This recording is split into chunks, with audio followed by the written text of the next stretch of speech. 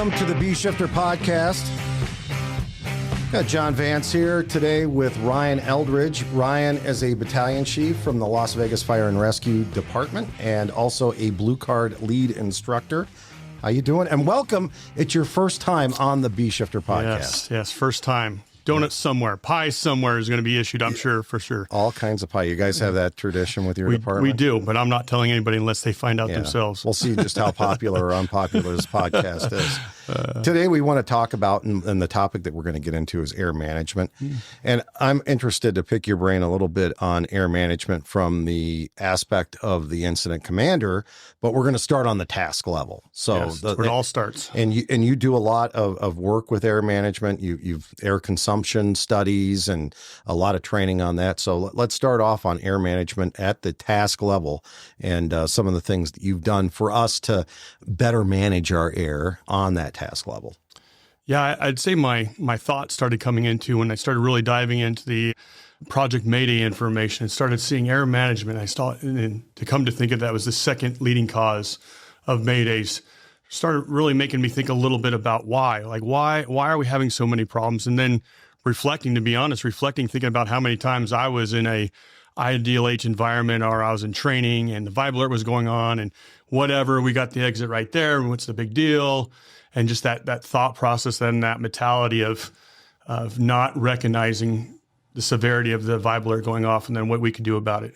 So I'm the first one to raise my hand that I've been in plenty of situations with my vibe alert going off and not really putting the ownership and the responsibility into what that meant to myself. And then when you reach that captain's level rank and then what your ownership and responsibility is that to your crew.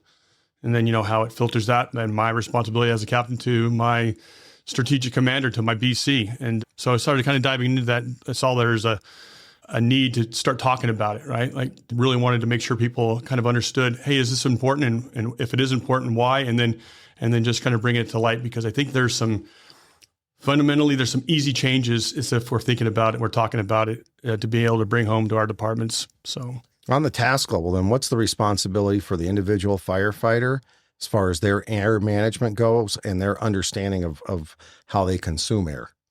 Yeah. So I think that starts off with one, realizing the importance of checking your air.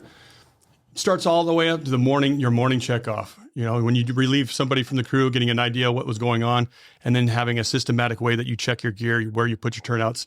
And then when you go about checking your SCBA and you're looking at your bottle and you're getting to that decision, that's about 4,000 PSI. Do I change my bottle out or not? Well, let's see. Is it air pack day where I'm going to have to mark it down on paperwork? Yeah, I'll change it out. All right. Are we going to do any kind of drills today? Maybe I'll change it out. And just to really make sure that understanding that gauge of like, if you decide that just below 4,000 PSI is still okay with you, realize that what that could potentially be for you at 2 o'clock in the morning when you get yourself into a situation where you really wish you had the most air that you possibly could. So we started down at that task level, taking that ownership and making sure that yourself personally, even at the BC rank, man, I check out my bottle every single day. And, I have to have that idea like, hey, if I'm going to talk the talk, I need to walk the walk, and I need to make sure my bottle is appropriate too. So, yeah, I think at the task level, just at that morning checkout, making sure that you're starting off your shift, most importantly, with as much air as you possibly can. And, there's some restrictions that some departments face as far as the abilities to fill up their bottles all completely. In the Las Vegas area in the middle of the summer, getting a full bottle is extremely tough because of the amount of heat and pressure that it has and the way that we fill up our bottles. So there's some ownership that goes in both ways from our air resource guy that fills up the bottles and realizing that he might have to top bottles off every once in a while and not get mad that he's filling up a bottle because it's at 4,000 and try to top it off as much as they can, because how important air could be when you need air. So I think that task level, it's important. And then you also need to make sure that there's some kind of communication that your firefighters, including yourself, have an idea of like, how do you communicate that? How do you communicate when you're getting low on air? How do you communicate when you're, depending on your air pack system, if you have an amber or yellow alert where it's telling you, hey, you're getting into your time to leave air, right? And you're getting to that 50% range. How do you communicate that to your captain so they have the ability to be able to communicate that all over the radio to be able to make sure that you leave and are able to exit the structure appropriately? Whether it's hand signal, I was a big hand signal guy, right? I'm surprised I'm not talking with my hands more often right now, but big hand signal guy is a simple tap of the nose. What's that mean to your company officer? Maybe that means, hey, look at my nose piece, because, at NFPA standards and air pack companies, they own some responsibility for us to help out and being able to organize the idea of how much air we have quickly and efficiently.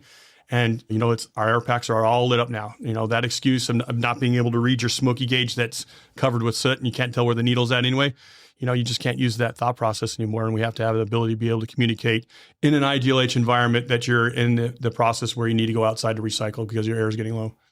How about how much air you consume? Because I'm sure you've had the crews as a captain and as a firefighter where you always had that one guy on the crew that seems to breathe down his bottle faster than each other. Or I've had people before when I was on an engine get on air before you're even getting off the truck. It's like, why are you breathing air right now? So let's talk about personal consumption and really what that means and how we monitor it.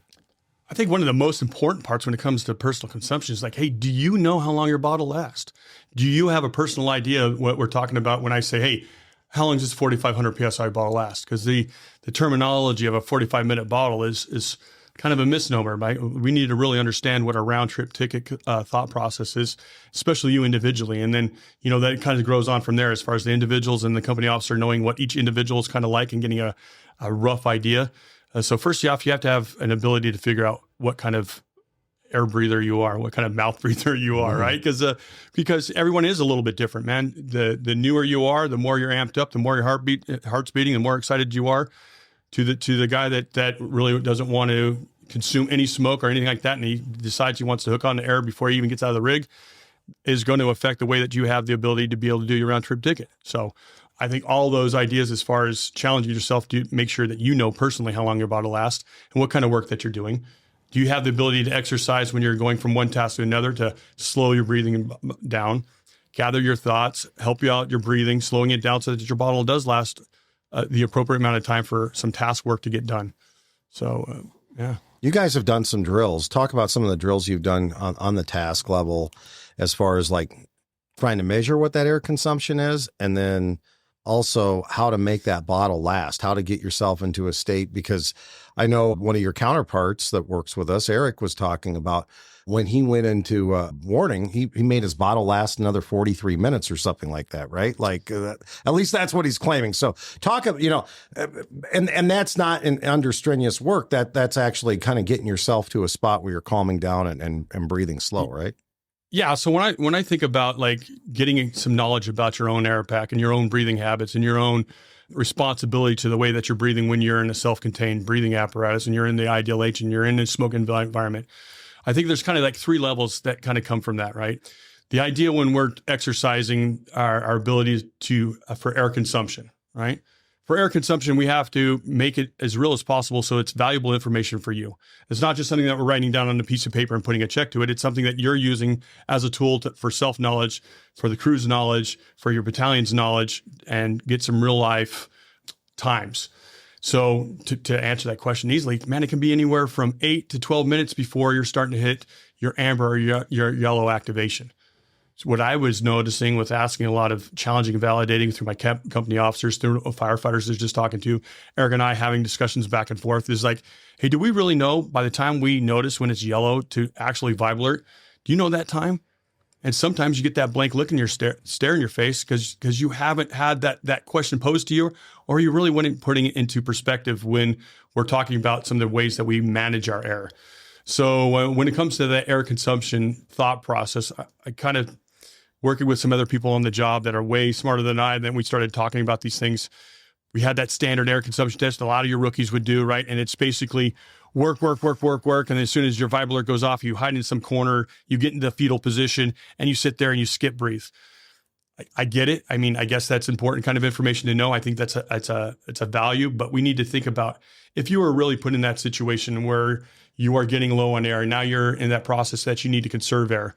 Man, your pulse is still not going to be the point where you're almost falling asleep. Your skip breathing is going to be a pattern, but how good are you actually at doing that? How do you have the strength and mind capacity to calm yourself down, to think about what you're responsible for letting people know that you're in a Mayday situation, that you're conserving your air and doing those things. So I think there is a skill to that. But first thing I would introduce is let's get some real numbers. Let's get some ideas personally on the task level, the captain's level, and then on the strategic level about what a round trip ticket really looks like, whether it's for your department or for your battalion or for your company officer. So I think one of the first things that's important to do is we need to mimic as much as we can about fire ground activities with being realistic about it and then being in an environment that we can do it to get some numbers in and maintain it. So we kind of broke it down into 3 different areas, where the first area is, hey, you're going to do some jumping jacks or some push-ups or some mountain climbers, just to get your pulse up a little bit. Because for most part, even nowadays, whether it's 4 bells or your phone rings or however you get notified that you got a fire, your heart rate already starts to continue to go up. So man, you get your heart rate up a little bit with doing some jumping jacks or some push-ups, then do a turnout drill, because that's the same kind of thing that you're doing when you get inside the rig. You're getting your turnouts on. You do our turnout drill. Now you're in the position. Now you're going to start to get yourself to an elevated position. Now let's do an air consumption exercise. So we've developed an area where you're going to do some fire ground activities to mimic fire ground things, whether it's pulling hose, whether it's doing a farmer's carry, whether it's doing some barbell lifts to do like you're pulling ceiling.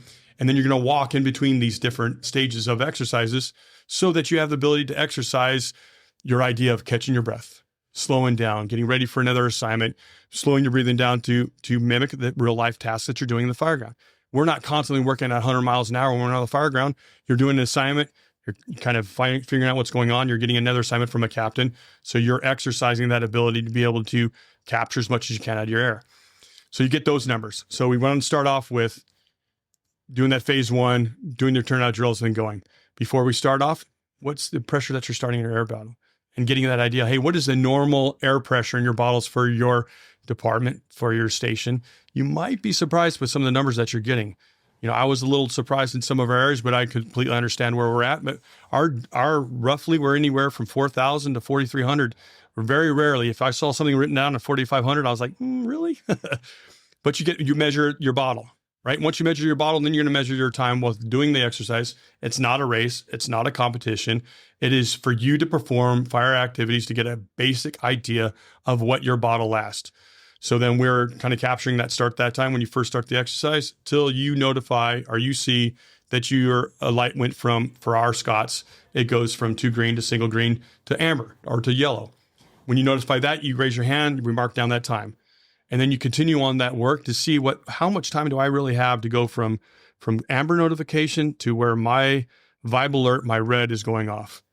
And then having that number so that we realize when we're talking about bottle work, we're talking about from full to amber notification, from amber notification to vibe alert. Now, what Eric was probably talking about is that idea when you go into vibe alert, now you're exercising something different. That I think is a very valuable tool, but it kind of takes away a little bit from what I was trying to get an idea about your round trip ticket thought process and idea. So strategically, I have an idea about when I assign somebody what I should be expecting them to do. But once you gather those numbers, then you start to organize those. So now the personnel have an idea about it. Now their captain has some numbers on it, and you pass that information on to your battalion chief. And then if you're getting all your stations within your battalion, now your battalion knows, hey, on the average, for some pretty good work, right? For some pretty good work, this is what I could expect our bottles to last when we're in fire ground operations. So that gives me an idea about my 3D layering and what kind of people I want to have on deck. And it just helps the whole system kind of move around. What did you find anything surprising when you did this? I think the biggest thing that I found surprising is the information that was gained by the people doing the exercise. I think if you were to pose to your firefighters and say, hey, how long does your bottle last? You might get a little bit of a blank stare, and then you might get a reasonable guess about what time that it is. I said, hey, wouldn't it be really good if you exercise this and you actually know? So when someone asks you that question, well, I'm about 14 minutes-ish. I'm about 14 to 12 minutes-ish if I'm doing some pretty good work. That's what I know I do. And then the other surprising number for me was realizing if you hit amber and you know it right away, like you're paying attention to it. You're not off doing a task and it turns yellow and you didn't notice or peek down at your nose. That number is anywhere from 2 to 4, maybe pushing 5 minutes.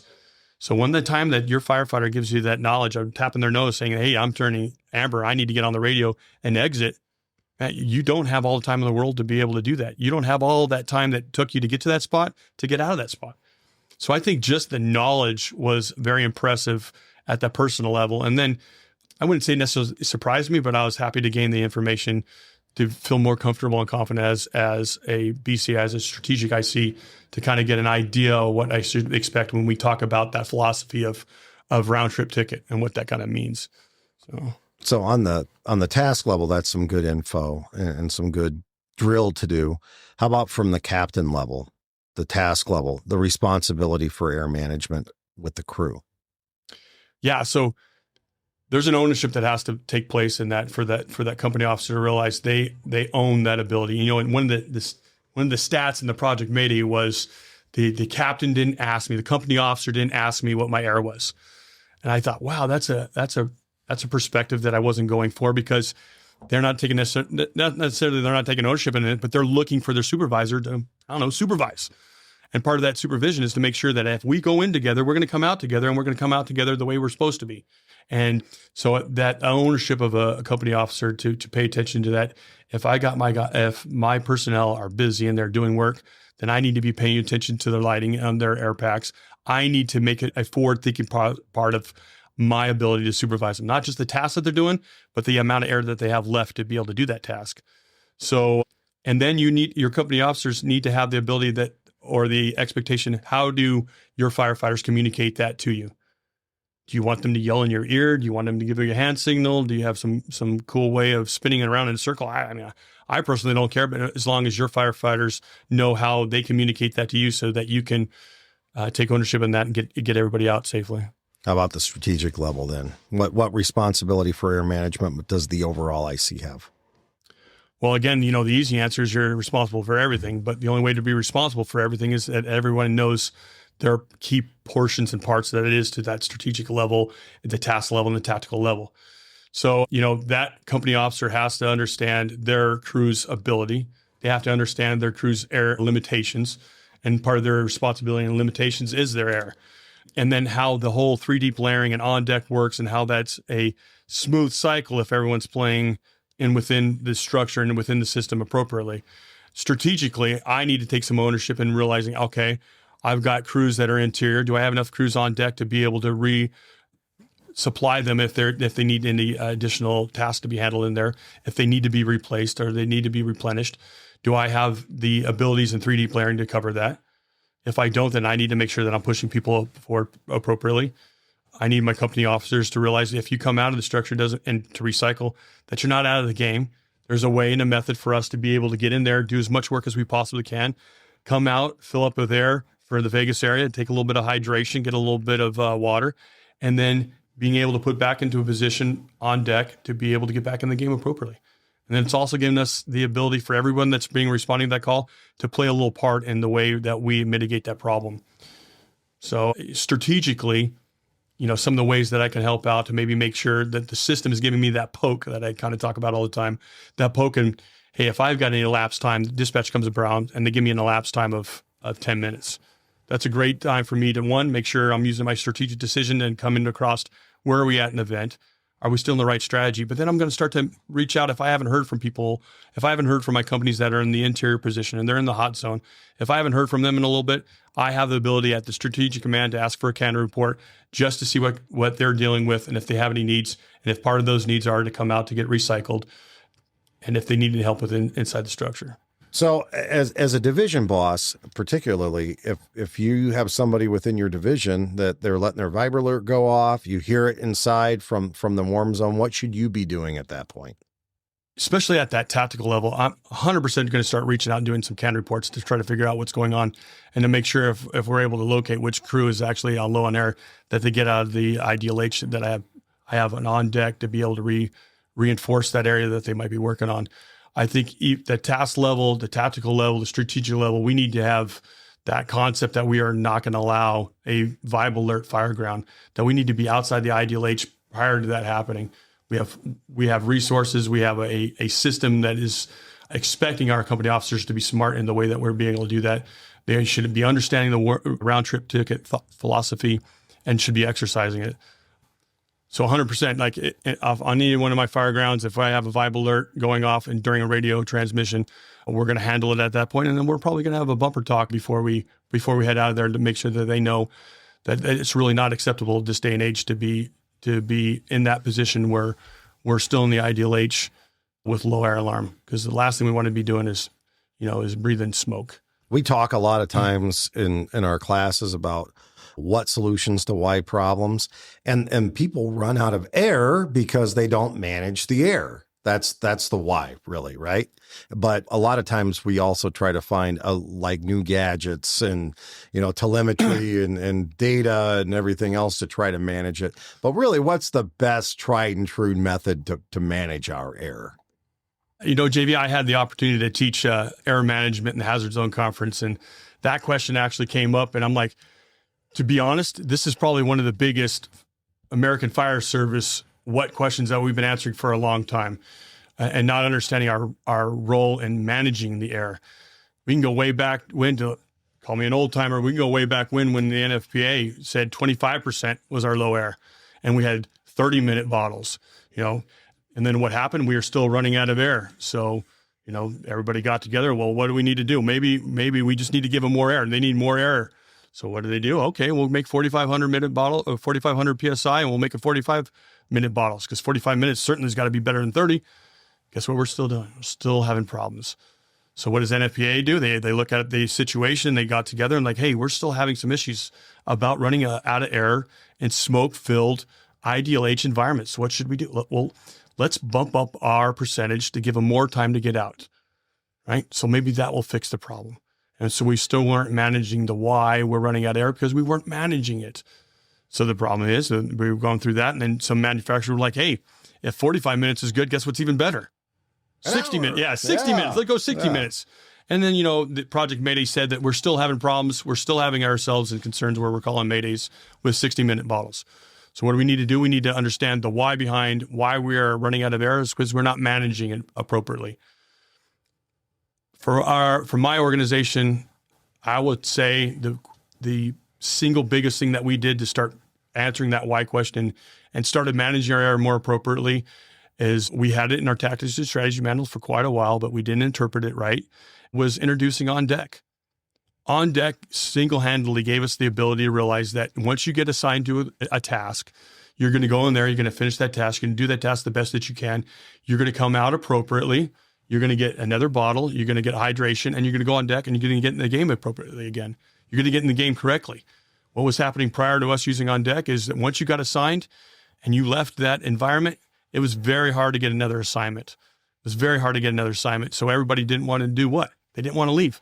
They wanted to be able to stay in there as long as they possibly could, not realizing that everyone has a position that needs to go when you're setting yourself up for success, when you're introduced with chaos. And that's what we're really trying to do. We're trying to manage that ability. And we manage that ability through on deck, through 3D blaring, and through good sound TLO, so everyone knows that their task and their responsibility. We have some tools that you actually introduced to the conference that we're going to make available to the B-Shifter listeners. So just go to the show notes. You can click on air management downloads, and we'll have those in the download center for you. So what are some of the tools that we're going to offer to folks that they'll be able to download on there? So again, we're just trying to help out for you to be able to see some value in getting that information about getting your department's idea of what air management looks like, what the times are as far as your personal firefighters at maybe several different points in their career, from the academy side to a few years on the job, to your company officers, to your division bosses, as far as what that round trip ticket looks like and the numbers behind it. So we have a course that is developed that I'd love to be able to share with all the B-shifters, and I'm sure we could put that on our show notes. And this is just an idea. This is certainly not saying that this is the end all be all. We just wanted to kind of introduce some thoughts, and then you can adjust it, adapt it to whatever you think your area, your department, your area needs, as far as to get those numbers that are pertinent and important to your membership, and that give value behind what it looks like to manage air inside your organization. Because that's what we're really trying to do. We're just trying to spur the kitchen table talk about what it takes to manage air, what it really looks like for that round trip ticket, so everyone knows their responsibility to it, and then watch the improvement that happens. Watch how much more effort you're going to get out of this cruise, because they know, hey, I'm going to go in there, I'm going to bust a hump as best as I can. I'm going to do the best I can, because I know I'm going to get to rest just a little bit and get some more air and get back in the game appropriately to finish out whatever needs to happen. Great. Well, Ryan, thanks for sharing this with us today. I appreciate you being on the podcast and talking about air management. And it's something that the IC definitely needs to consider, right? Yeah, I think, knowledge is power. And when we're dealing with the knowledge and the abilities from the tactical and strategic level, the more we're going to grow, the more we're going to understand, the more we're going to be able to manage it.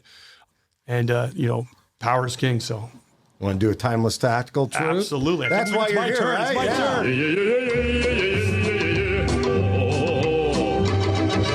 Timeless Tactical Truth from Alan Brunacini. And this book is available at the Bee Shifter store. There is no such thing as harmless smoke. All smoke is toxic and evil. The basic rule is pretty simple. Don't ever breathe smoke. I had video twice this week of division bosses without even a tank on their back in pretty heavy smoke. Just because we're a chief level officer doesn't mean that we're immune now to the products of combustion. What's your thoughts on that one? Well, cancer is a high risk in the fire service for a reason, right? We have to look at smoke as toxic. We have to look at our years of service, and every time that we underestimate our ability to breathe fresh air, and when we get ourselves into positions where we start to breathe smoke, there's a reason why our tactical level bosses within our system are dressed appropriately with their air packs, that they're in the warm zone. The warm zone can change in a heartbeat with weather changes and with wind direction changes. We have to be prepared. When it goes down to even the attack bumper and the engineer, do they have the ability and the attitude to where if smoke's starting to lay down everywhere, they're putting on an air pack, even if that's the pumper level. So, the statement has so much power, right? But yet we have to take pride in the ability for us to have a long, fruitful career and then enjoy retirement because we've earned it. Yeah, excellent. Thanks, Ryan, for being here, man, today. Absolutely. Appreciate it. It's always great teaching with you, too. We had a great week here at the AVB-CTC. Absolutely. Look forward to seeing you again soon, buddy. Thanks, JV. All right, Appreciate thank you. Thanks, everyone, for listening to the Bee Shifter podcast. We'll catch you next time.